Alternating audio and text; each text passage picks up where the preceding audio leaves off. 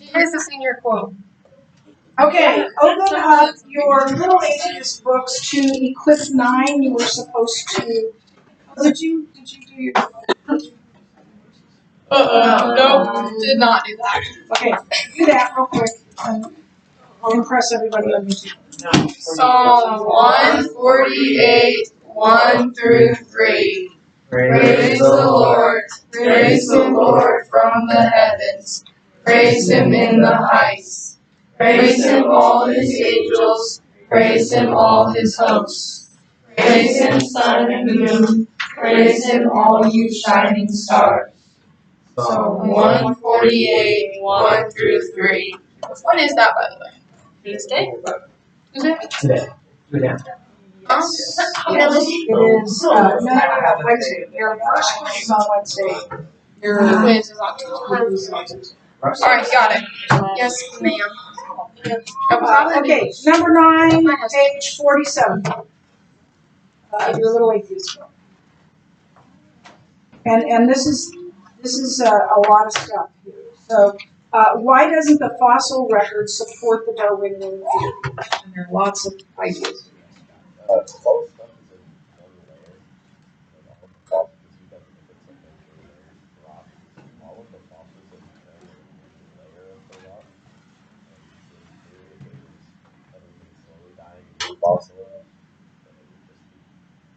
It'll be spread out. Dispersed. Yes. I said there are no transitional fossils, and instead they all look the same logistically and consistently throughout the period. They arrive completely formed and they die or die out in that same way.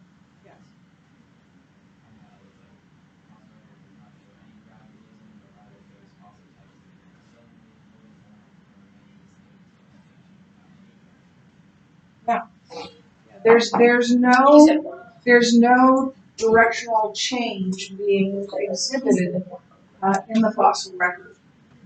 So what about Lucy? No. That one instance? Lucy was found out as a fraud. It was different parts When? different fossils. And how did they do that? A long time ago. Because they weren't. Like, who walked up to it and was like, hey, do you mind if I just investigate this real quick? Because if you're, like, trying to hide it, don't you think they'd be like, no, you cannot investigate this real quick? No, but you can if you are asked to do that. So. They can't tell you no. No, they can tell you no. But they do. So that's their own fault. Yeah, they say no, you can't. Lucy was put together. She's too precious. She could dissolve. Kind of like someone who gets too much cosmetic surgery. Yes.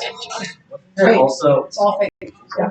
there's also something that was found out like bones in the middle of the breast or something like that. Yeah, I don't know exactly, but there have been a number of forgeries. Lucy's just the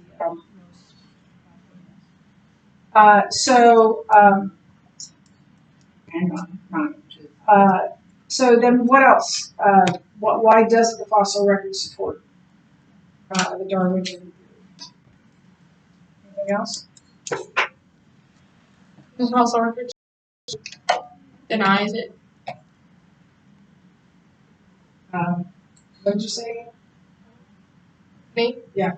The fossil record just plain denies it.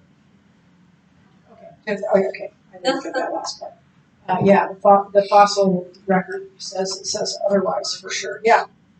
And there are also like Darwinian theories that illustrate there could be like gradual layers of like depression, but it's just like random things everywhere.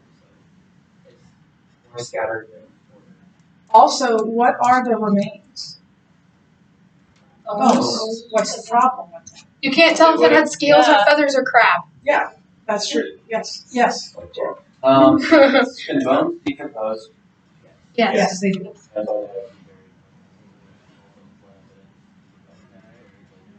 Because if they had the all carbon, their they had to be transitions used. Gonna just decompose. Yeah. In there. Hypothetically.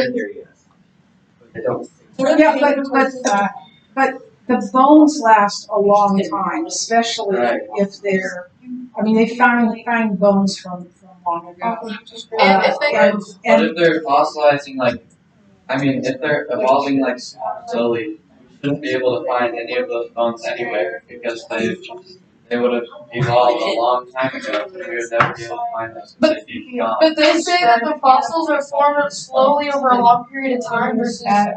Fossils aren't formed slowly. Yeah, but that's what they claim. That's what they claim.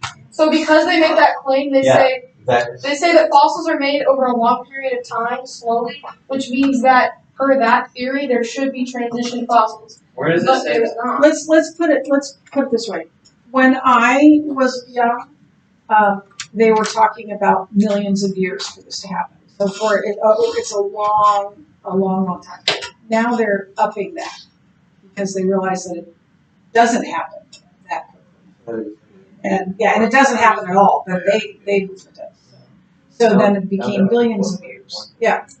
Like you just said about the fossils just being bones, it's more important to know the biology of the animal, which is in the soft tissues, but you can't tell that from the bones, so biology trumps the anatomy that the bones show. Yeah. They don't have that. Very little of our DNA is in our bones. It's in the soft tissue, which has long since decayed, right?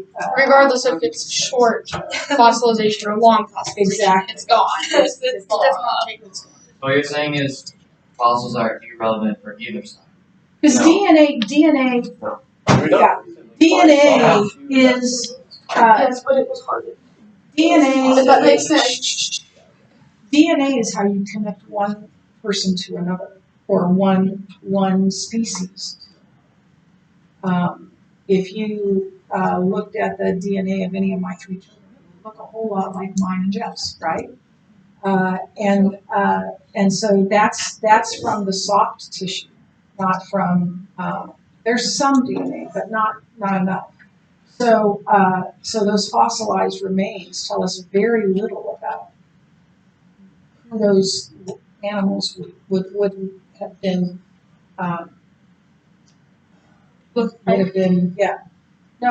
would have been related to, and we're told what is it? I can't remember if it's like birds and the lizards or whatever, but without any soft tissue, there's no way to distinguish. Yes. What if dinosaurs were actually just big fluffy creatures, but we would never know because we don't have any of the soft tissue? They could have What if they were just like Have you seen fat, cute animals, but we just made them into like scary? It'll be fun in heaven to go, oh, that's what a platypus actually looks like, right? Yeah. Don't they argue is it the ultimate progression where if it happened that way in the past, it'll always happen that way as it continues. Yeah, and so if they can't see it happening now anymore, how do they argue that happened? Because they argue that we would never be able to observe it because it happens so slowly that it's not observable in our lifetimes. You have to observe it over a millennia. Multiple. Well, yeah. Okay, good. So here's what I wrote down just in case we missed anything. So this fossil record does not show gradualism. Indeed, an entirely new theory had to be punctuated equilibrium. That word. Equilibrium. Yeah, thank you very much. To account for it. Further fossilized remains and such as skulls can't prove biologic connection. What may appear to be a progression may be just something that is completely different. It might look that way, but it might. Okay, now you're going to help. Turn to page 161 in your big AP. That's a jump.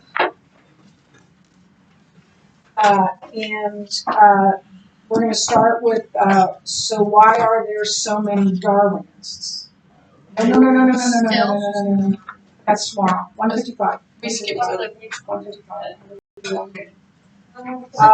Is intelligent design an intelligent alternative? I would like them to be very, speak up, be very loud.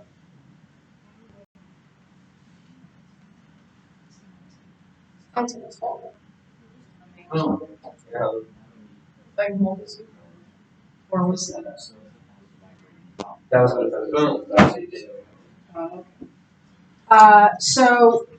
somebody read, page, 155, from there to the end for us, and please be nice and loud. Thank you.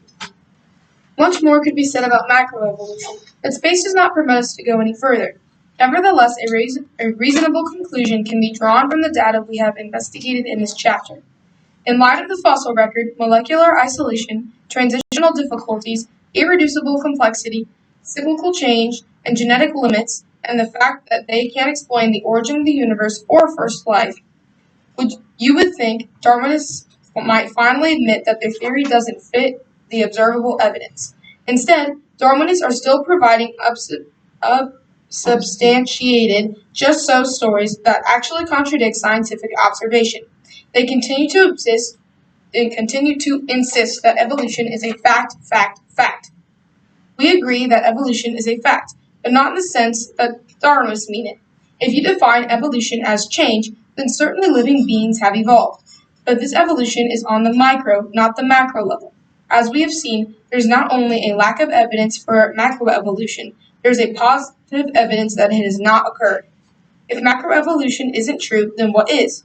Well, if there's no natural explanation for the origin of new life forms, then there must be an intelligent explanation. It's the only other option. There's no halfway house between intelligence and non-intelligence. Either intelligence was involved or it wasn't. But Darwinists don't like this option. So once they exhaust their ability to adequately defend their own position with unbiased scientific evidence, which is very quickly, Darwinists typically turn their guns on the intelligent design people, those of us who believe there's intelligence behind the universe and life. Here are their typical objections and our responses. Thank you. Okay, so you want to go on? Sure. Or does somebody else want to do this? Thank you, John. Nice and loud. Objection. Intelligent design is not science. Answer. As we have seen, science is a search for causes, and there are only two types of causes, intelligent and non-intelligent, natural. The Darwinists claim that intelligent design is not science is based on their biased definition of science. But that's arguing in a circle. If your definition of science rules out intelligent causes beforehand, then you'll never consider intelligent design science. The irony for the Darwinists is this. If intelligent design is not science, then neither is Darwinism.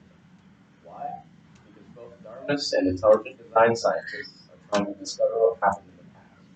Origin questions are forensic questions and thus require the use of the forensic science principles we already have discussed.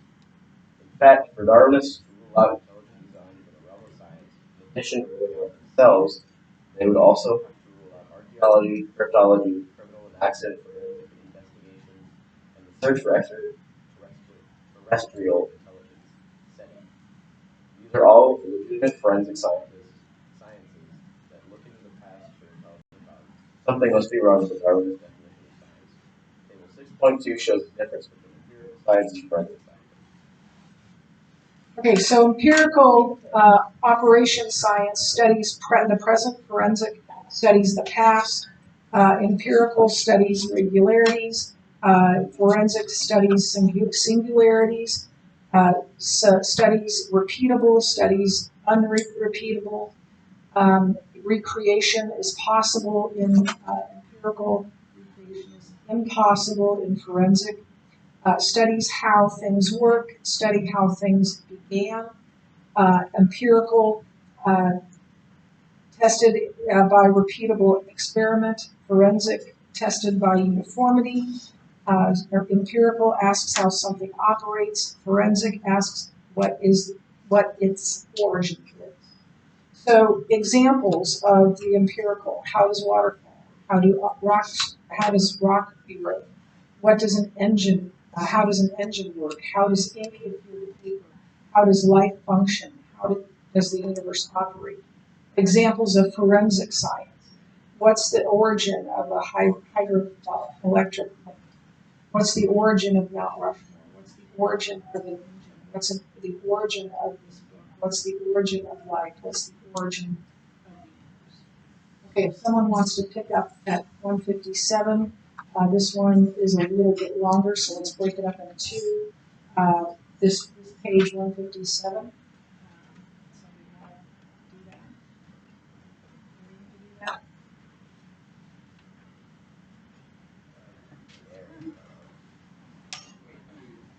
Stop it. At the end of the page.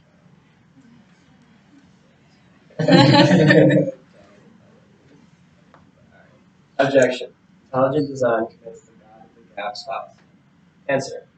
The God of the gaps fallacy occurs when someone falsely believes that God caused the event when it really was caused by undiscovered natural phenomena. For example, people used to believe that lightning was caused directly by God. There was a gap in our knowledge of nature, so we attributed the effect to God. Darwinists assert that theists are doing the same thing by claiming that God created the universe and life. Are they correct? No, for a number of reasons. First, when we conclude that intelligence created the first cell or the human brain, it's not simply because we lack evidence of a natural explanation. It's also because we have positive and very debatable evidence for an intelligent cause. A message, specific complexity, is empirically detectable. When we detect a message like take out the garbage bomb or 1,000 encyclopedias, we know that it must come from an intelligent being because of all our observational experience tells us that messages come from only intelligent beings. Every time we observe a message, it comes from an intelligent being. We couple this data with the fact that we never observe natural laws through messages, and we know an intelligent being must be the cause. That's a valid scientific conclusion based on observation and repetition. It's not an argument from ignorance, nor is it based on any gap in our knowledge. Second, intelligent design scientists are open to both natural and intelligent causes. They're not opposed to continuing research into a natural explanation for the first time. They're just simply observing that all the known natural explanations fail, and all empirically detectable evidence points to an intelligent design. Now, one can question the wisdom of continuing to look for a natural cause of life. William Dembski, who has published extensive research on intelligent design, asks, when does determination by the natural cause become pigheadedness? How long are we to continue search before we have the right to give up the search and declare not only that continuing the search is vain, but also that the very object of search is non-existent? Consider the implications of Dembski's question. Should we keep looking for a natural cause for phenomena like Mount Rushmore or messages like take out the garbage bomb? When is the case closed? Okay, somebody willing to read 58 and then that little bit on 159.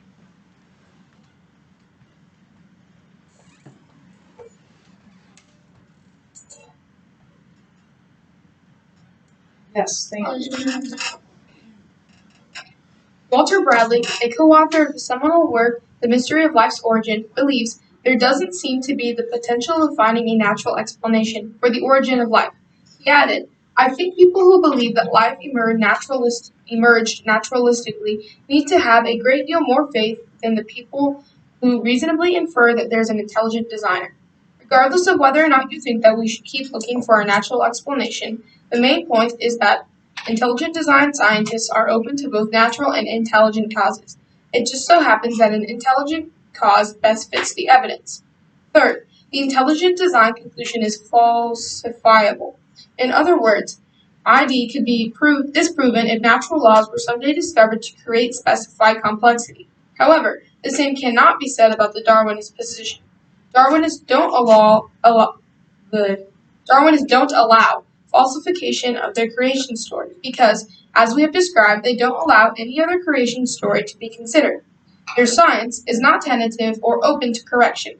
It's more closed-minded than the most dogmatic church doctrine the Darwinists are so apt to criticize.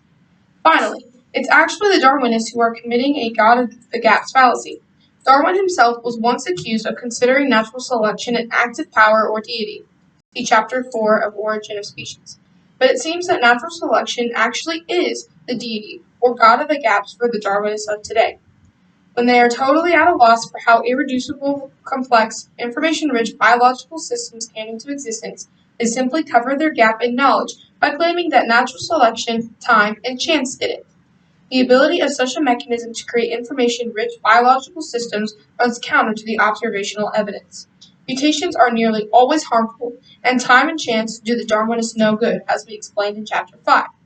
At best, natural selection may be responsible for minor changes in living species, but it cannot explain the origin of the basic forms of life. You need a living thing to start with for any natural selection to take place. Yet, despite the obvious problems with their mechanism, Darwinists insist that it covers any gap in their knowledge.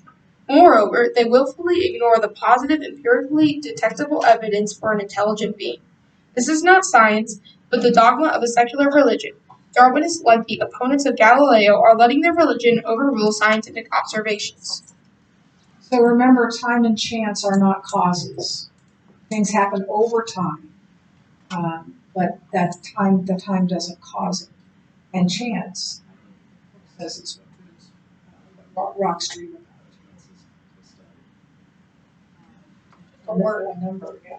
Yes. Does something have to happen on in order for us to draw a conclusion on chance? Like chance that there's gonna be a heads with the coin and the tails. You have to like do it first in order to calculate that.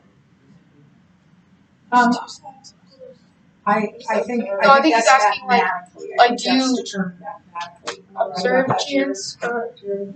that- I think you just have to know the chance. Not the chance. You just have to know. You just have to know the like possibilities for what it could be, all the possible outcomes, which you can normally figure out mathematically. Right. So like flipping a coin, you know that you have two options. So it's 50%. But I guess that's true. but for each individual one, it's not one because of the force of Yeah. wind or anything. Okay, so Okay, if you run like a objection. hyperbaric chamber. Intelligent design is religiously motivated. So, does anyone want to read that? That is.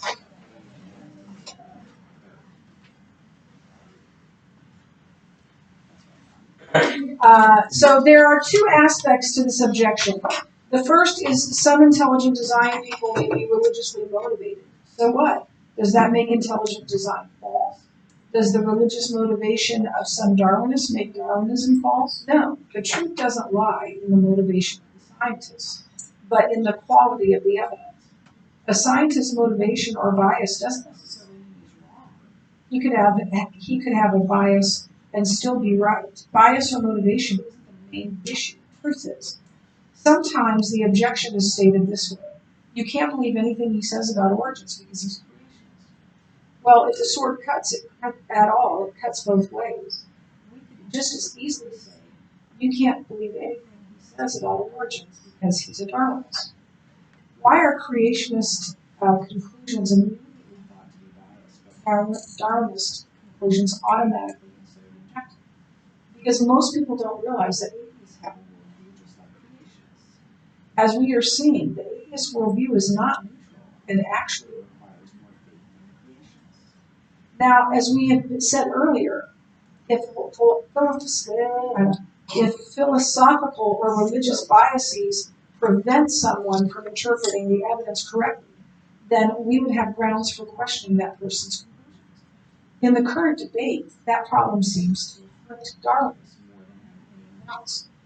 Yet the main point is that even if someone is motivated by religion or philosophy, their conclusion can be corrected by an honest look at the evidence.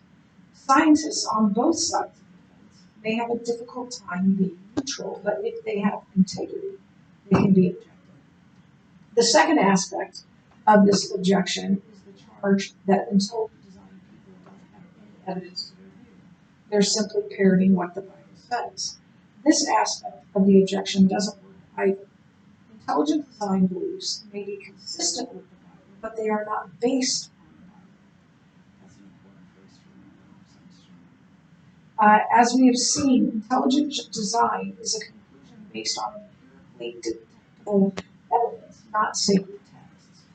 As Michael Behe observes, life on Earth, at its most fundamental level, is in its most critical components, is the product of intelligent activity. The Inclusion of intelligent design flows naturally from the data itself, not from sacred books or sectarian beliefs. Intelligent design is not creation science either. Intelligent design scientists don't make claims that so-called creation scientists make. They don't say that the data unambiguously supports a 6 24-hour day view of Genesis or a worldwide flood. Instead, they acknowledge that the data for intelligent design is not based on the same objects in nature, on the specific age or geologic history of ID scientists study the same objects in nature that the Darwinists study, life and the universe itself. But they come to a more reasonable conclusion about the cause of those objects.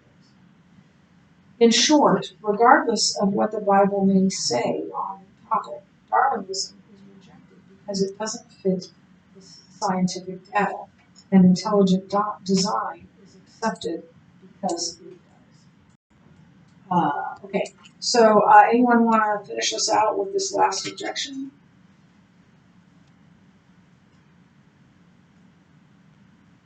Thank you, Jared. Nice and loud.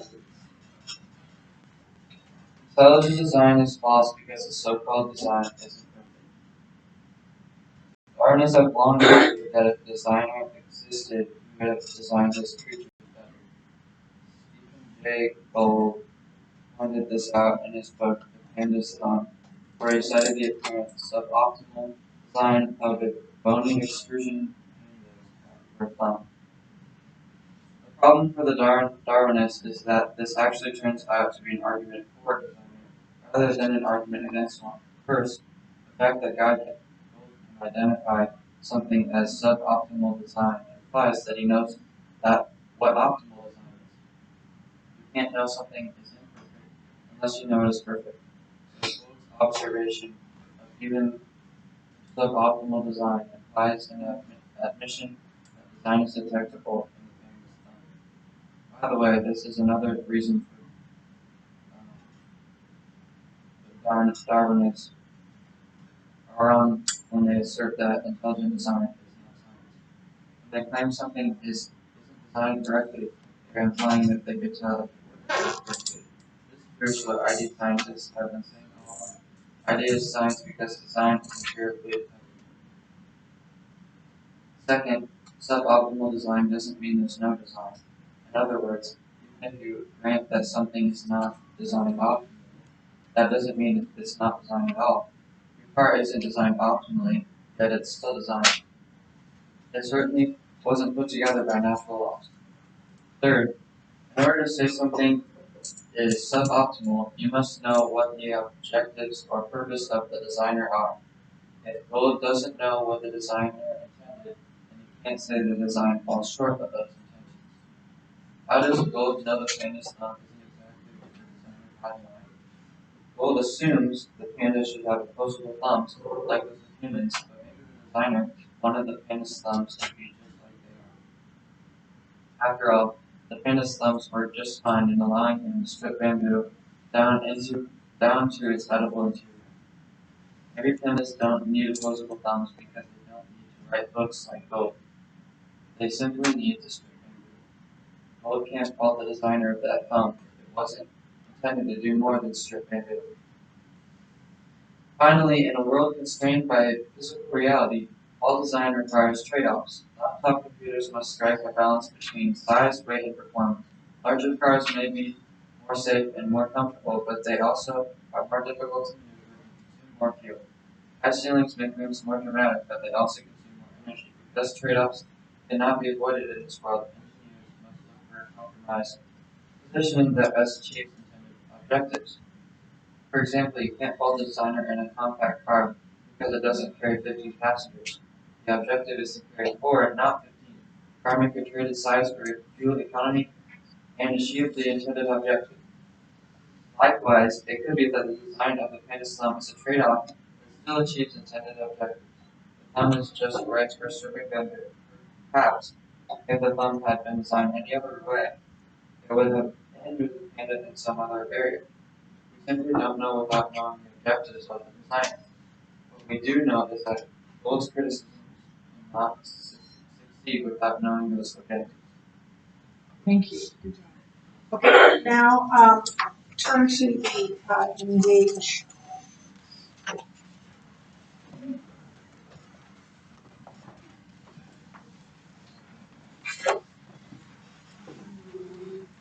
So we have a little bit of like Question number 1. Respond to the objection that intelligent design is not science. neither was dark. Okay, so if ID isn't science, then neither is Darwinism. What else? Yes. Science is a search for causes. Yeah, so if science is the search for causes, that's exactly what ID is doing, right? And in fact, because of that, there's more cause to believe ID than Darwinism. And if ID isn't a science, then neither is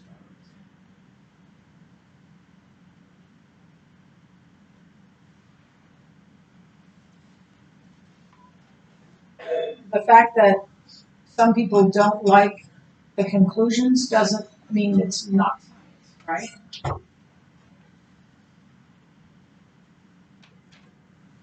It's kind of like if you get a grade that you don't like, that doesn't mean that's not the grade that you earned, right? You just don't like it. Question 2. Respond to the objection that intelligent design commits the God of the gaps fallacy. So remember, the God of the gaps fallacy is when people put God in the place of or something supernatural in the place of the scientific answer. Jonathan. Darkness do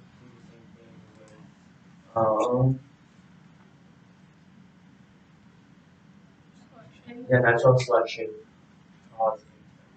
Yeah, so Darwinists are the ones that are actually putting God in the gaps, but yes. God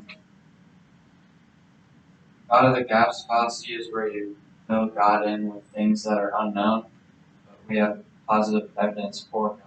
It's not just we don't know what's happening.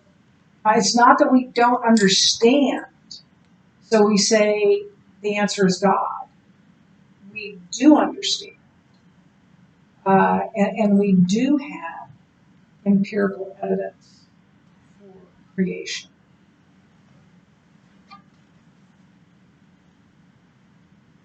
And then add to that ID scientists are open to both natural and intelligent causes. That's what makes it falsifiable. Darwinists are not open to they're only open to natural causes. They're not open to intelligent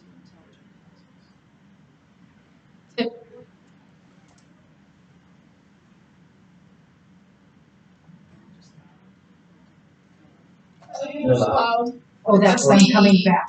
Yes. Okay, and then finally, ID is falsifiable, and it could be proven false. So Darwinism is not. There's no way to that they will allow there to be any question of Darwinism. It just is.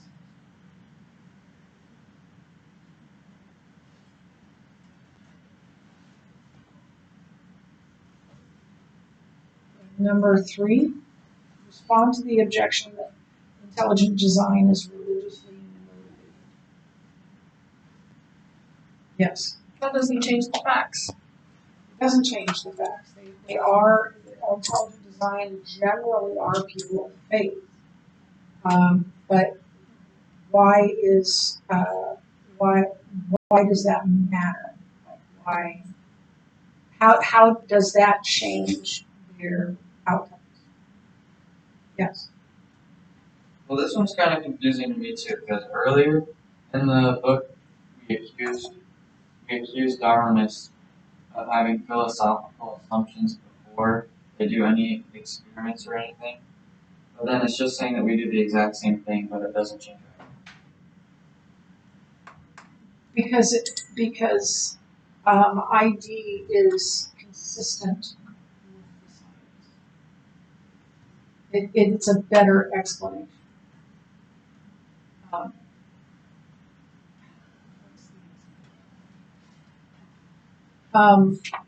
Let's say, I don't know, this probably isn't. But and your mom comes in and says, "What happened here?" And you say, "Oh, the dog came in and dragged out all my clothes and threw everything onto the ground and all that." Okay, sure. No, I wouldn't. So what? That was my room when I was your age, and I had no way of. The dog was blind and deaf, so I had no way of blaming the dog. The evidence would support that you did that, right? The evidence would support that. And so that's the difference. So let me tell you what I wrote down here. So